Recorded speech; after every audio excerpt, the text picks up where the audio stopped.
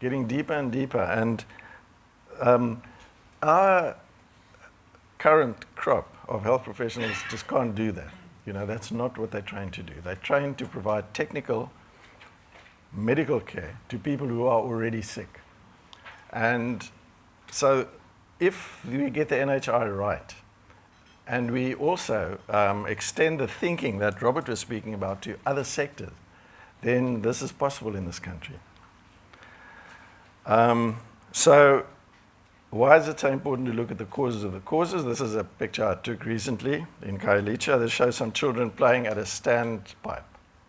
That is the water supply to 400 people in that area. And as you can see, it's surrounded by filth. This is not 20 minutes from where we're sitting now, is where the conditions under which people are living. So this brings me to the issue of inequality. Now, I'm afraid I'm going to repeat some of the stuff that David has said. This slide I made a few years ago, it comes from the presidency. It shows you in the blue and green bars the income of the richest 10 and 20% of South Africans. And if you use a telescope from the back there, you'll see two little brownish dots at the bottom. That's the income of the poorest 10 and 20% of the country. This gap is a time bomb. You know, nothing is going to work unless we close this gap. Nothing. Everything will fall apart. And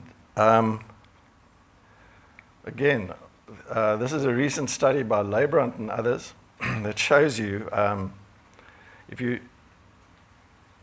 look at this, shows you the cumulative share of the population, and the cumulative share of the income. And if we had an equal country, we'd follow the straight line.